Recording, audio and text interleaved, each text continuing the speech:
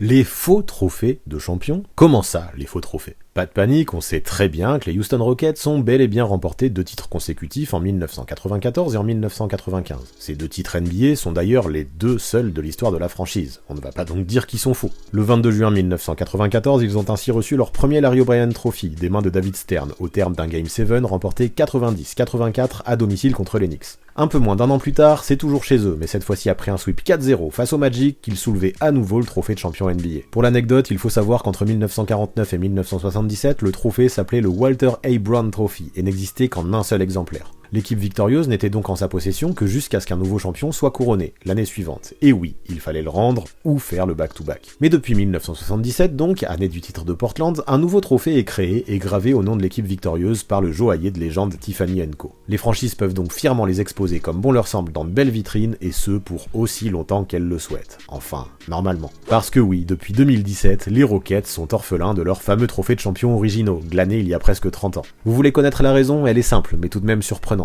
L'ex-propriétaire les a embarqués avec lui au moment de la vente de la franchise. Et c'est tout à fait légal. Le propriétaire est toujours la première personne à qui est remis le trophée de champion d'une équipe lors de la cérémonie d'après-match, et cela fait aussi partie de ses prérogatives d'en faire ce qu'il en veut par la suite. Leslie Alexander était donc dans son bon droit lorsqu'il a décidé de partir avec ses 2 Larry O'Brien Trophies en guise de souvenir sous le bras. Avocat, homme d'affaires et financier américain, aujourd'hui âgé de 79 ans, il avait acheté la franchise texane en juillet 1993 pour 85 millions de dollars. Près de 25 ans plus tard, en octobre 2017, le milliardaire Tillman Fertitta lui rachetait l'équipe pour 2,2 milliards de dollars. Ajusté à l'inflation, cela donne un prix de rachat d'environ 143 millions de dollars pour Alexander, qui a donc fait une plus-value plutôt sympathique. Contacté par le Houston Chronicle quelques mois après, il avait confirmé être en possession des trophées, transférés chez lui en Floride, et expliqué pourquoi il avait fait le choix de les garder. Tu veux gagner des titres, c'est pour ça que tu es là, ils sont là, dans un coin de ma maison, je n'ai pas encore décidé de comment j'allais les installer, déclarait-il ainsi en février 2018. 7 mois plus tard, et après un an passé sans trophée, les Rockets fêtaient l'arrivée de leurs 2 répliques commandées entre-temps, à Tiffany. Pendant 9 jours, fin septembre 2018, les fans ont pu aller les admirer durant les horaires d'ouverture de la bijouterie, installée dans le plus grand centre commercial du Texas, à Houston. Leur coût n'a pas été dévoilé, mais à titre indicatif, le dernier trophée Larry O'Brien soulevé par les Warriors et doté d'un nouveau design aurait coûté un peu plus de 14 000 $.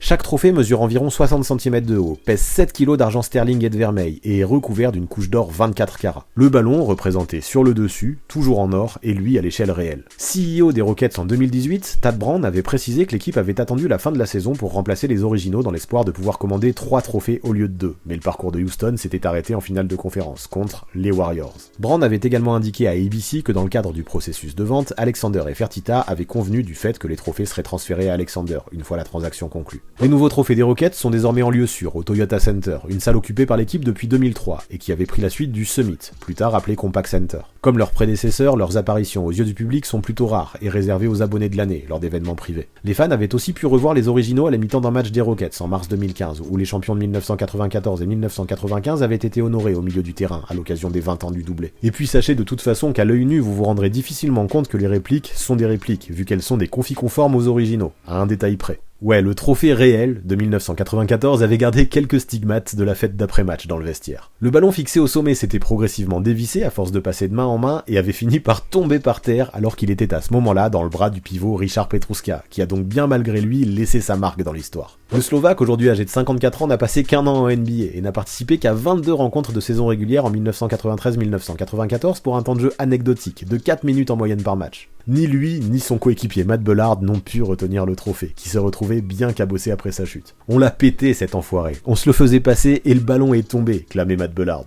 Le trophée rafistolé, les joueurs ont pu le brandir devant leurs fans pour la traditionnelle parade organisée 2 jours après le titre et pour laquelle plus de 200 000 fans s'étaient déplacés. Quand les répliques ont été dévoilées en septembre 2018, Robert Horry, qui en connaît un rayon point de vue trophée avec ses 7 titres remportés en carrière, avait expliqué qu'il n'avait même pas eu le temps de toucher le précieux trophée avant qu'il ne soit abîmé lors de la fameuse fête dans le vestiaire en 1994. Je n'ai pas eu l'occasion de tenir le premier trophée. Je me disais, Otis le mérite, Kenny le mérite, Vernon le mérite, Dream le mérite. Alors quand on a gagné le deuxième et qu'il tournait dans le vestiaire, j'étais genre moi.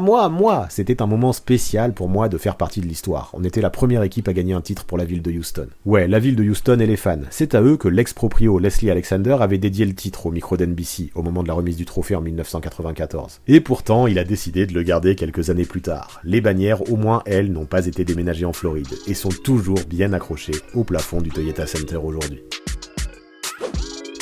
Avant de partir, abonnez-vous à la chaîne de Basket Info, mais aussi à celle du 6ème homme pour avoir 2 visions complémentaires de la NBA. Les dernières vidéos mises en ligne apparaissent sous vos yeux.